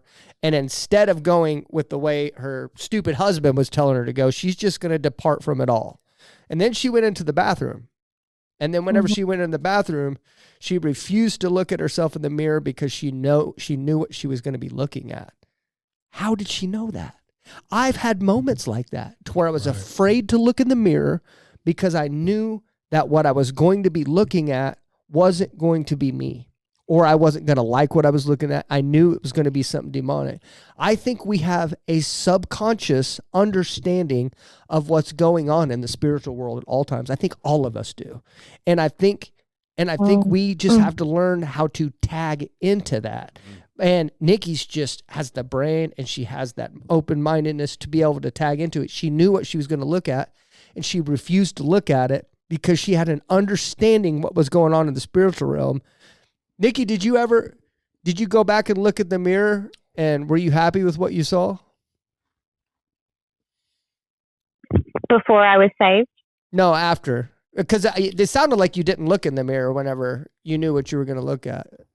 Sounded like you didn't look in it. But that night, that night I had this knowing that if I looked in the mirror and it looked back at me, I would have been what I believe to be possessed. That night is what I believe would have happened.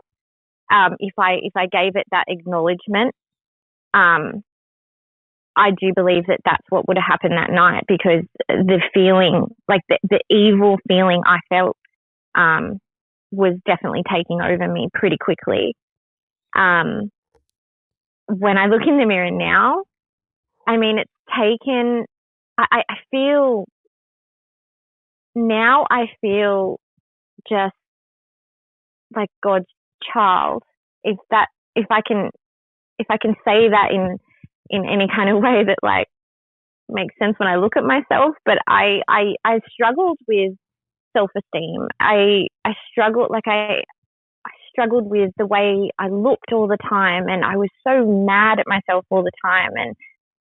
And now I'm just, it's not exactly all, wonderful, but I definitely see myself now as God's child. And if any of those feelings, trickle back in my mind, it's always counteracted straight away with, but I made you. And if I made you, how could you be any less than, what you believe you are? Like you are my child. But before that, it was just evil. It was just a disgusting feeling of myself and what was surrounding me or inside of me. And I mean, I played with demons, like, yeah. Nikki, like, Nikki, I can't even imagine how many I have. Yeah. I'm sorry. We had a little pause there, but I have a question for you. I'm assuming you're back in Australia now. What is the state of Christianity in Australia? Would you say it's growing? Would you say it's shrinking? Or is it staying the same? Like how's Christianity doing in Australia? Well, I only knew one true Christian when I lived down the coast. I worked with her. I honestly didn't really know any Christians. It's like when I was in Texas, it was everywhere.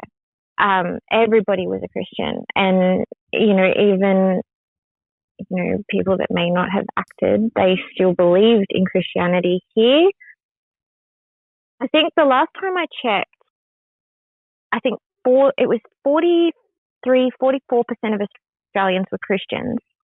But over the last, I think it was 3 years, the growing religion is Hinduism. Oh. And when I lived on the coast, so Australia has a very new age lifestyle. It's very veganism. It's very yoga. It's a way of life. It's just all well-being. Now, since moving to the country, we're around a bit more of an old-fashioned way of life, I guess. But we are struggling to find Christians here.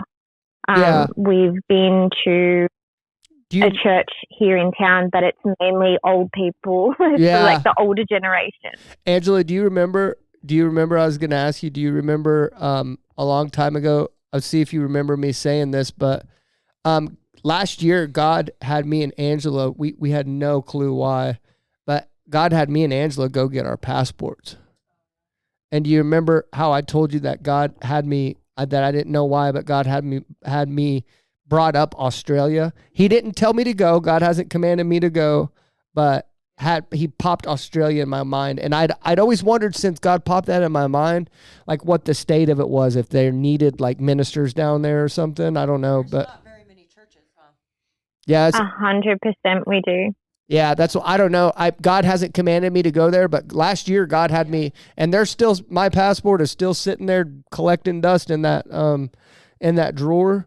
And God brought up Australia in my mind, and I know we talked about the window visions before, and I had brought up speculation that the third window vision that I had was making a very hard decision of possibly leaving the country. And God said it's going to be the hardest decision I've ever had to make in my life. And that's me speculating. That's what it is. God's given me no hints to that whatsoever. But yeah, I don't know. I might see you down under. Maybe I can work on my accent and preaching. And then, do you like Christ? You love Christ?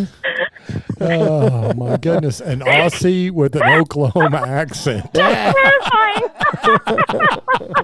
It's amazing. Turn your Bibles to Romans 8:28. How do you actually do that with both accents? I don't know how. Am I doing that? Am I doing Oklahoma with that? Yeah, it's like an Australian, redneck? a backwood redneck Australian. Yeah, dude. I don't know. Yeah, there's almost a bit of that Liverpool English in there as well. Yeah, right. It's kind of going in between. Cockney, little Cockney. So you're saying I'm gonna have a tough time blending in? Okay. Well, it's fine. That's fine. We'll figure it out. No, don't blend in down here. Stand out. Get people to follow you. Okay. I know that if it came down there, it would take less than a year before that accent would stick in him. I know. I'd get. Oh, he'd be just like Madonna. Yeah, I mean, he'd be like stuck. He'd come back from a little trip to London talking with an English accent. Yeah. Okay, so we're at 148. Let's go ahead and do the rounds. We're gonna do the rounds. Nikki's familiar with the rounds now, so she's listened to the show. So, Nikki, you know the rounds. We're gonna go around the table, and everybody's gonna say something in parting, and then at the end, you'll get your final say at here. So let's go ahead and do it. Mark. Hey, Nikki. Thanks for sharing what you did. It's listening to you talk. There's so much in that your relationship with your struggle there, and then the relationship between you and your husband. I think me and Larry can both identify with in relationships that we've had. I believe that demonic oppression is real. I believe that Satan works in degrees, and it's before we know it, we end up somewhere we thought we would never be. I know that I've experienced that in my life, and it didn't happen just at once. I didn't just suddenly think, yeah, I think I'm going to go out here and do this and experience that. It happened just in very small little degrees. And, I've been through process of deliverance where I've had demonic oppression taken off of me. So I know the exact sensation that you're talking about from this pit of futility and rage. And that's what makes you wonder, where is all this rage coming from? I think it comes from the fact that Satan knows his destination, and he wants to take as many of us as he can with him. And when we come into alignment with his will, he starts filling us with the same type of anger about anything that comes from the light. It comes from God and Jesus. So thank you for sharing that. What a wonderful testimony you have. It's been a pleasure. Larry, you're good. Okay. First off, I really appreciated this conversation, Nikki. The thing that concerns me is that you really don't have a place to connect with in the church. That helps keep you strong, and I'm sure your husband can understand that. And yes, America has churches on pretty much almost every corner, every neighborhood. We here at Discovery are within range of Stone's throw. eight churches. Right. Yeah, of course we're in Oklahoma. Wow. It's a Bible Belt. Yeah, yeah, but I mean, Seven of them. Let's remember that 7 of them aren't teaching you what you need to know, though. Probably. Well, I'm not. Did you just say that? I'm not saying that. Yeah, I'm not saying well, that. Did you just say that? Well, No, yeah, you Jesus can't said it first in the beginning book of Revelations. I'm not breaking any news Yes. that nobody Yeah. knew. So anyway, I'm Man, sorry. Yeah. Oh, you're saying they're not. You just Christian had everybody churches. freak Okay. us out. But no, I really can enjoy your story because the similarities between what Nate was able to do. How does he keep his strength and teach you to follow after Christ without a church to help guide you as well? That would be very hard without that strength, because I don't Support think I system. would have been able to do. I was raised in the church, walked away from the church, came back later, but I don't think that I would have been strong enough had I not had the support of the church giving me He and must have been just ability. like really grounded, He like had to in be God. like, Yeah. I mean, like way grounded, but yet, like she said, he was a Christian that was not practicing at that time. So I mean, like they didn't meet in a church, dude.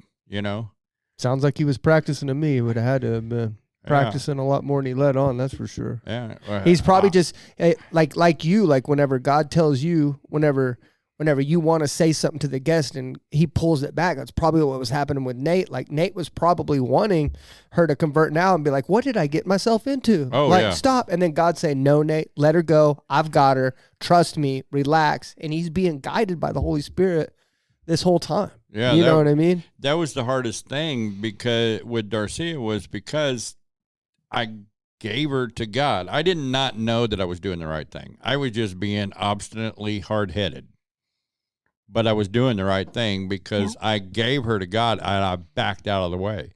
God could not do that interaction if I kept interrupting Right, but what God was doing in but Darcia. let's clarify. You didn't back out of the way like you can have her now, God, and give her the cold shoulder and the silent treatment all the time.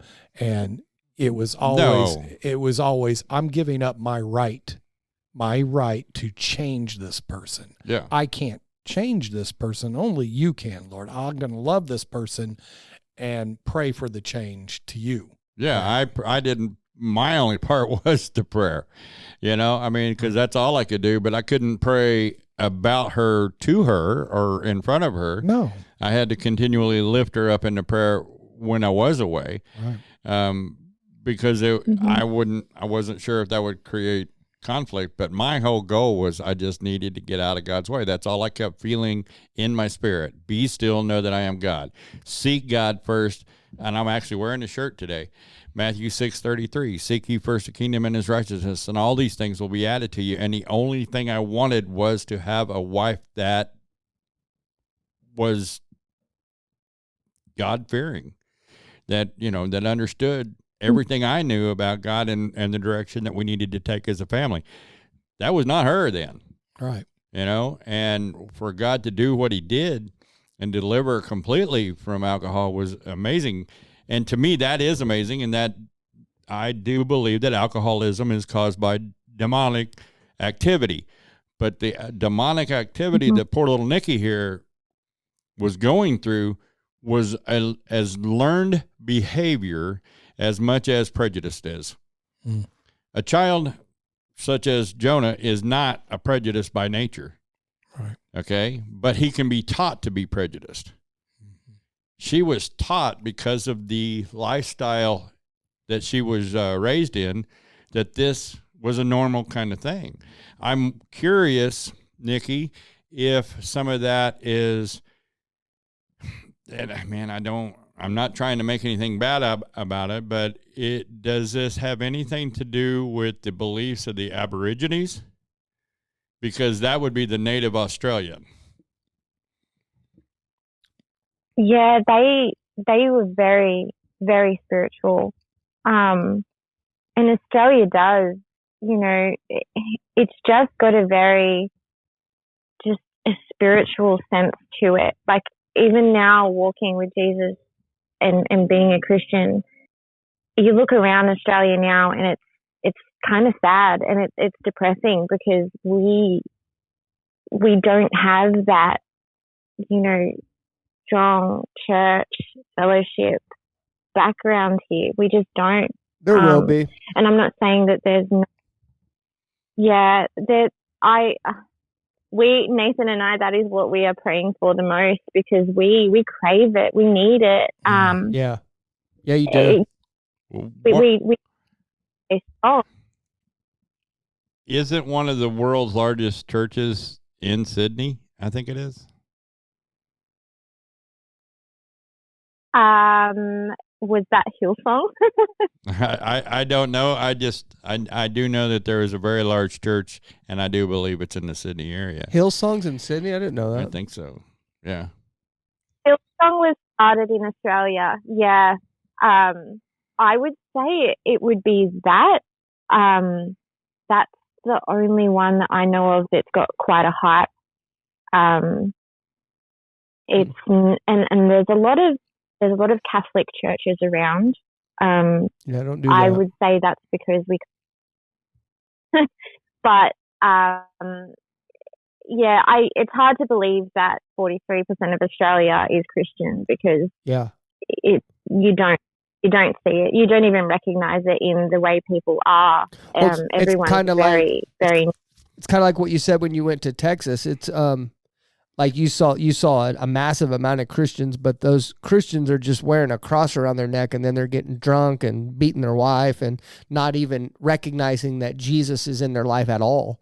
I mean, literally, probably not even thinking about Jesus. They go on about their day. Like I can't move out of my bed without thinking about anything. Even if I'm not living for Jesus completely, that's all I think about. Like I know that I'm either moving forward with Christ or I'm not. I have to make that decision constantly every day. That's a Christian. There's people out there that move about their day and do not even think about Jesus. And you have to ask yourself if that's an actual Christian or not. I don't think that's up to me, though. I don't think I get to decide that. But I know that that's not the same thing that I'm doing, if that makes sense. I find it, I'm sorry, go ahead. No. I find it a correlation. America was built on biblical principles. That's what they came here for, was biblical freedom. Australia was started as a penal colony. So they took the ones that were law breakers, The rebels, and man. they started the thing. So, but look at that as two children. One that was taught, from this side of it, and then one was taught from this side. So the influence of the Christian church was not prevalent there, and yet prevalent here when we first started. We've turned away, and I'm praying that they open up more there. Okay, read your Bible verse. Yeah, I want to go ahead and go to my verse, and I really feel it's a few verses, so hang on. John 3:16. For this is how God loved the world. He gave his one and only Son, so that everyone who believes in him will not perish but have eternal life.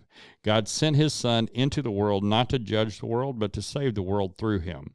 There is no judgment against anyone who believes in him, but anyone who does not believe in him has already been judged for not believing in God, God's one and only Son.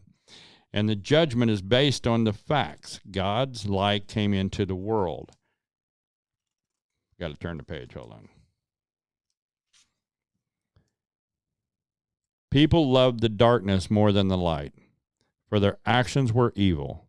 All who do evil hate the light and refuse to go near it for fear their sins will be exposed. But those who do what is right come into the light so others can see what they are doing, that they are doing what God wants.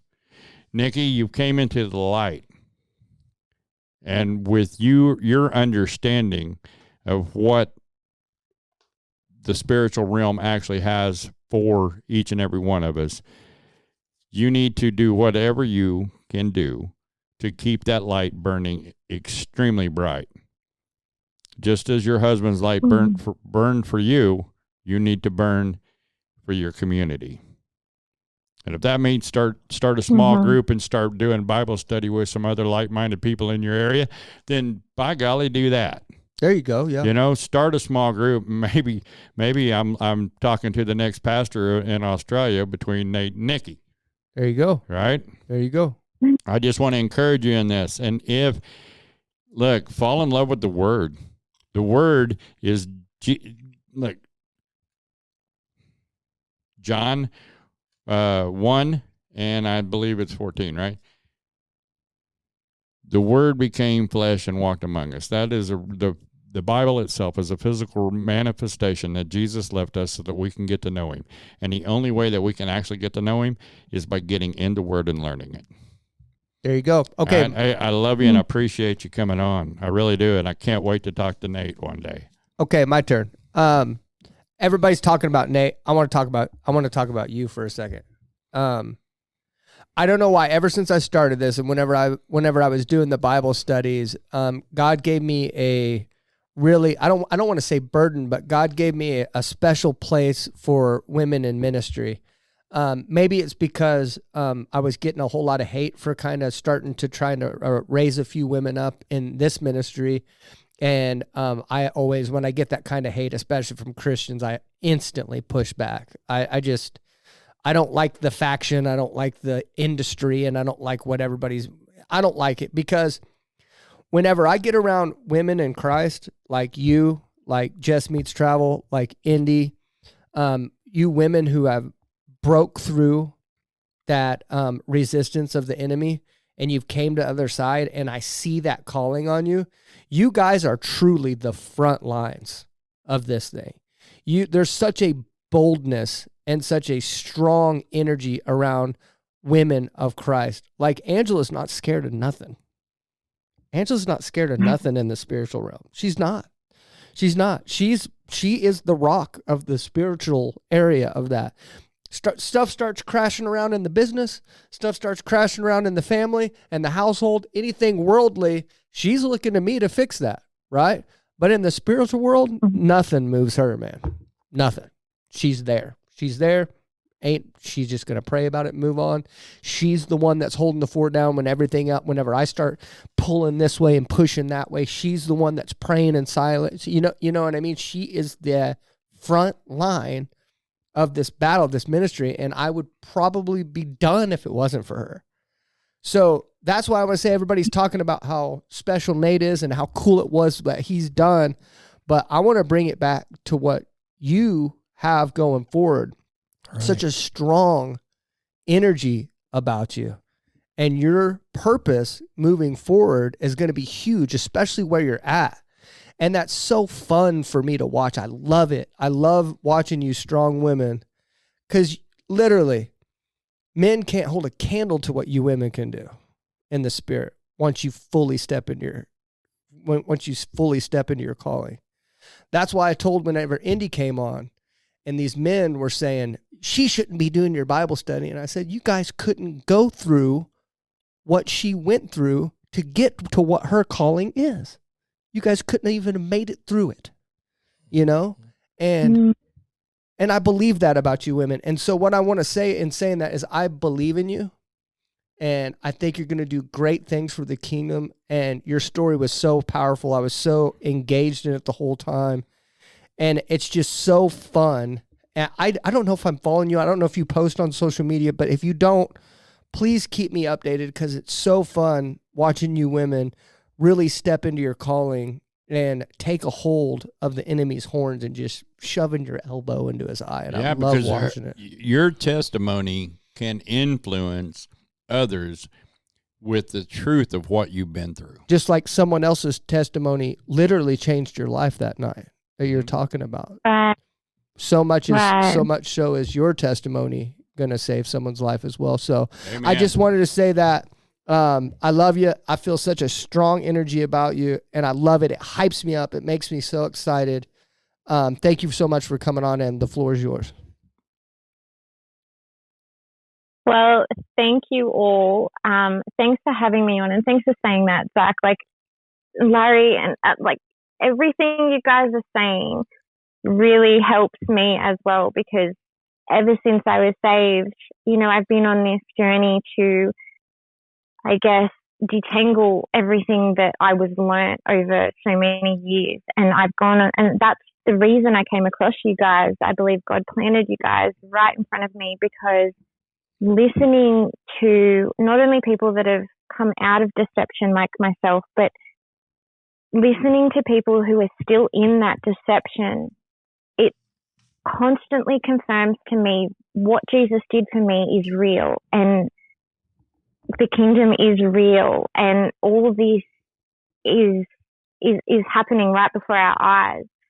And I think what you guys are doing is unlike anything that I've seen other Christians do, and it's so needed. Like, to go in and speak to even Satanists, like, I can't imagine how tough that is, but those are the people that need to be reached. Like, I needed to be reached back then, and nobody did.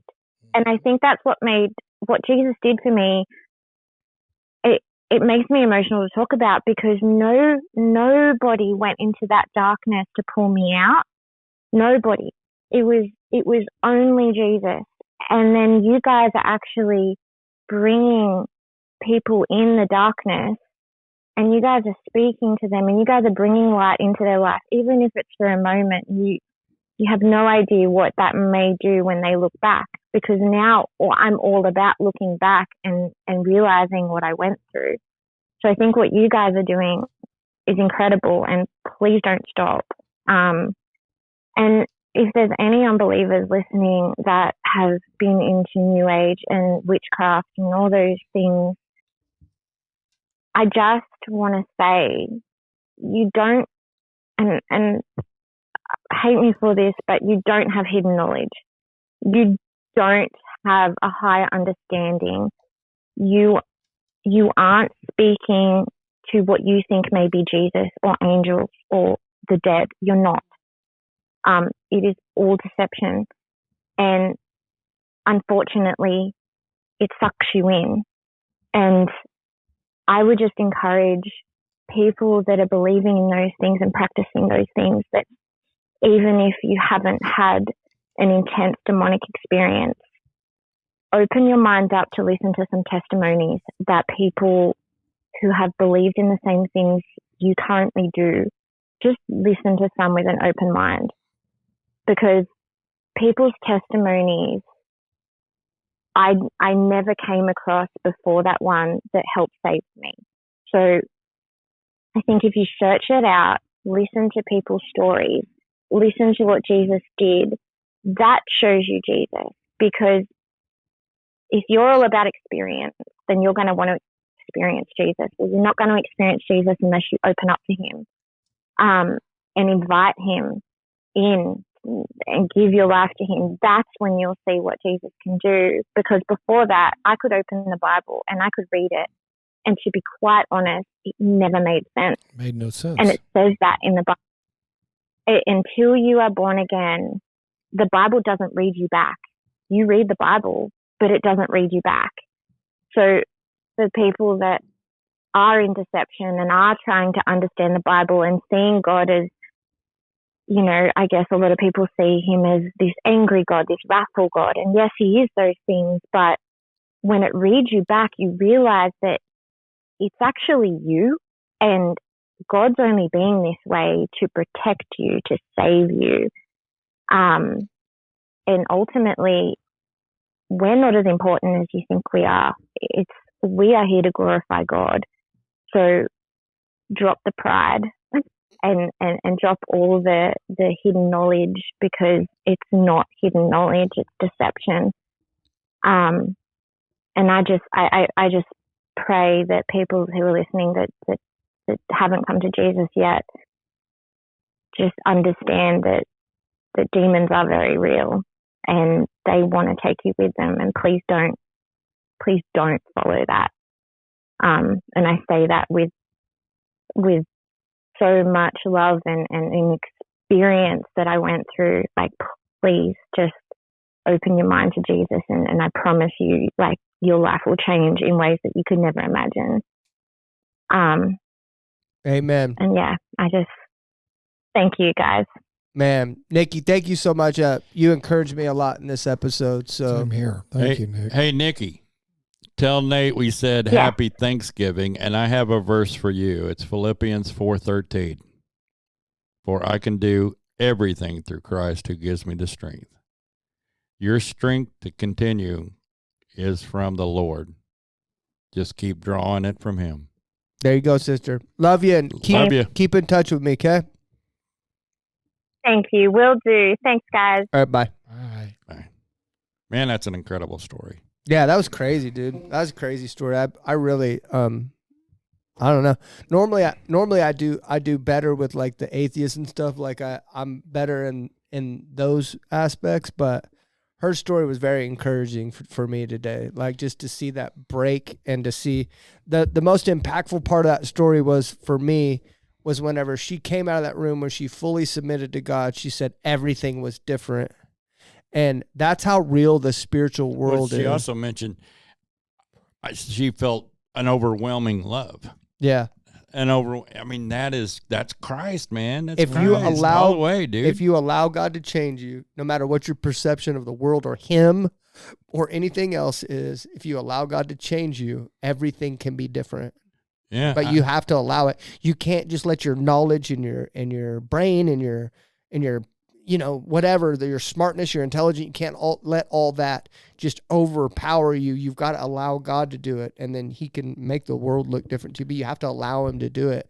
And to do that, you've got to swallow your pride. And I know that's hard. I know that's hard. There's one thing that blocks people from wisdom, new experience, a different level, and that is contempt prior to investigation. It's like a child who says, I don't like green beans. Well, how do you know you don't like green beans? Have you tried some green beans? No, I've never tried green beans. Never going to try them. I don't like them.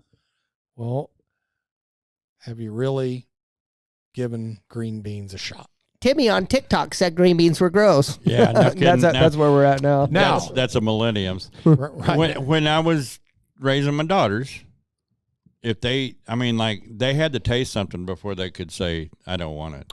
Well, I'll give you this, and I'm sitting here, and now I'm hearing myself say that, so I'm putting myself in relation to an unbeliever, probably considering the ratio, somebody who was raised as in a certain denomination and has deconstructed all that and said, "Oh no, I tried the green beans."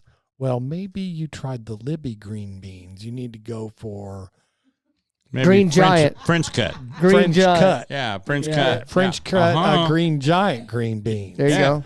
Maybe you just had the wrong manufacturer. Yeah, maybe the great Ho, value ho, ho. wasn't. Maybe the great value wasn't as good enough. Y'all for you. remember that? Ho, ho, ho. Green Giant. Yeah. Hey, trust me, I got trying called to that a put lot. it in a food analogy for Thanksgiving. Yeah, no, so. but that's perfect. But it used to infuriate me because I had one daughter that would stick her tongue on whatever, I'd like here, and I got one that'll put it in her mouth. But you No problem. Right. And then if it was really bad, she'd spit it out. And then the other one would be like, I don't really want to do this, Dad, but I know you're not going to quit, So she'd take a bite, but the other one would go. Our parents would they wouldn't let us leave until the vegetables were gone off of our plate. They wouldn't let us leave the table, and I would sit there for like an hour.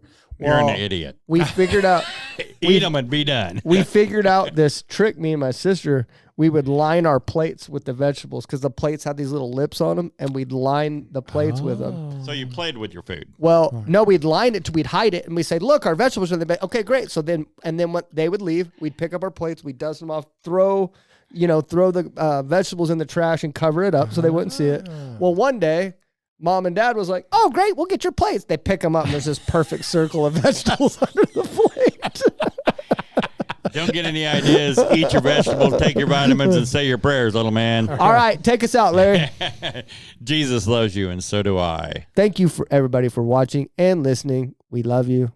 We're out. Thank you for watching or listening all the way to the end.